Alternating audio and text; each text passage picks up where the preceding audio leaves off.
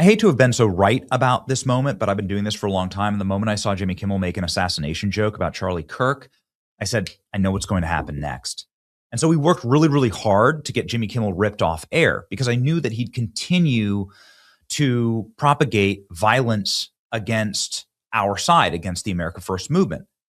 Because what he was doing with Charlie Kirk was he was victim blaming Charlie, saying Charlie deserved to get killed.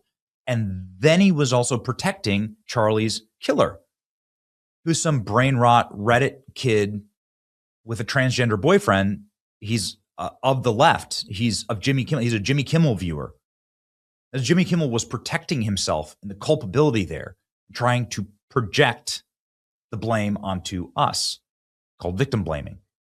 And we called it out, and we got Jimmy Kimmel ripped off air for a couple of days, and we could have gotten him ripped off air forever. And he deserved to be ripped off air forever because he's going to continue to do this, I said. And sure enough, this is exactly what happened right after President Trump's last assassination attempt. You know, Jimmy Kimmel was making jokes about Donald Trump dying, or correction, before Donald Trump's last assassination attempt. Jimmy Kimmel said Melania Trump's an expectant widow. First Lady Melania is here. Look at Melania, so beautiful. Mrs. Trump, you have a glow like an expectant widow. That's not a thing that is a term in the English language. Nobody says that term. And by the way, Jimmy Kimmel with his dead eyes and shiny face, and downtrodden, like Jimmy Kimmel doesn't even believe in the joke himself. He's just saying it out of cruelty. There's no laughter there. Nobody laughed. It's just said out of malevolence. It's not comedy. It's spiteful hatred. There's no truth to it. There's no love to it. There's like a love to like a joke. Even if you're roasting somebody, there's still like a respect and a love to it. And Dave Chappelle talks a lot about this.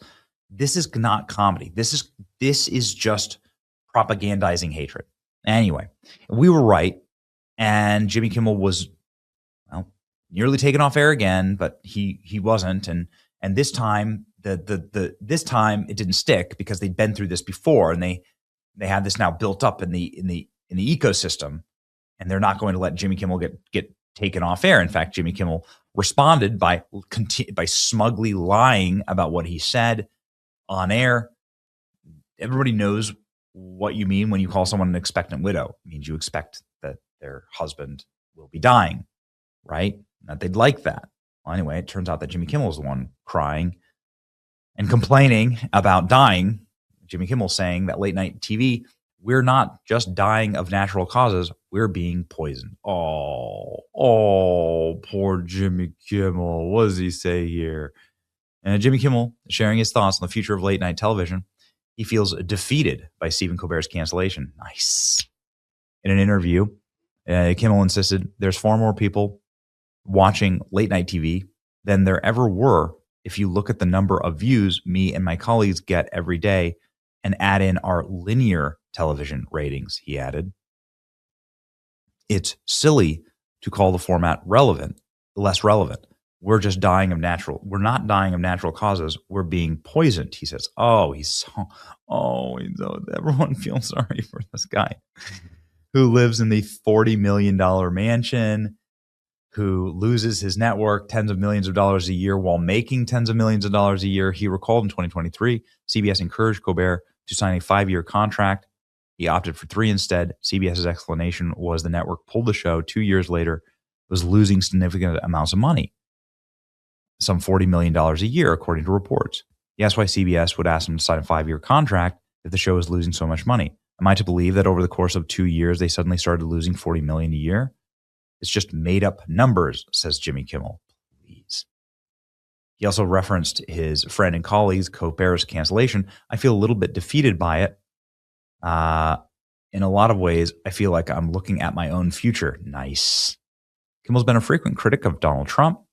His show was pulled indefinitely after his take a reaction to fatal shooting of Charlie Kirk. It's amazing.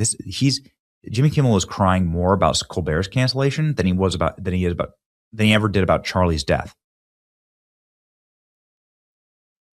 He's treating Colbert's cancellation as though Colbert was actually killed, or with like the reverence of somebody who's been killed or somebody who was nearly killed, like President Trump multiple times. these people are grotesque. I mean, they're grotesque. They're sick. These are their gods. They're little golden gods. Kimmel triggered after Trump predicts he's next. And late night host to go after really dumb Colbert was canceled. Okay, let's go ahead and see Jimmy Kimmel getting triggered here. Spencer Pratt, this is like if your canoe is sinking and you thought it might help to add a rattlesnake. It's not. According to a poll in the LA Times today, Democrats widely believe that elections are secure, whereas Republicans have doubts, which is very on brand. They also have doubts about vaccines and whether climate change is real. It seems like you might want to get in touch with reality before you vote for a candidate from a reality show. But our first reality show president is doing great. He's been busy posting nonstop nonsense on his social media site. According to an analysis by the Daily Beast, last month, Donald Trump posted on Truth Social 861 times, an average of 27 times a day. I don't know anyone who does anything 27 times a day.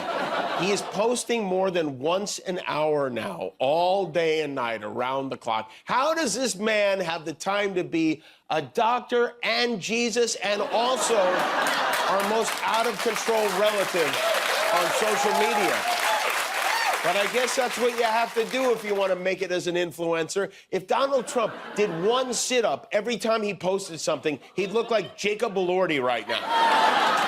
You know, he has an assistant who actually types the stuff out for him, the stuff in case you're wondering why he posts so much in the middle of the night, that's why, right there. Last night, Reed Post Malone fired off 47 posts in 31 minutes, including another threat against late-night television. He wrote, in the last 2 weeks, I've taken out many bad political leaders and pundits, including Senator Bill Cassidy of Louisiana, lightweight Congressman Thomas Massey, Brad Raffensperger of Georgia, really dumb Stephen Colbert of CBS, and others. My score for 2 weeks is 38-0, with 3 more limping late-night talk show hosts to go. Limping late-night talk show hosts.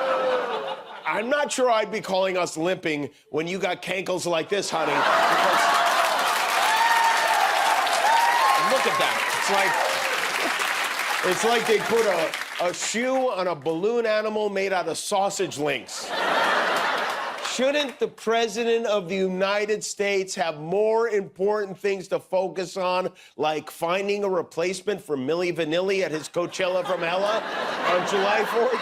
I think Captain Kangaroo might be upset because our show won a Peabody Award on Sunday night. I wasn't going to mention it. Thank you.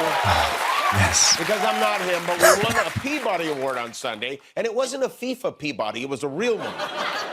We're honored. This is a prestigious award, and while we've received a lot of nice feedback on it, the fact that we got it seems to have upset both the president and his nutlickers at Fox News.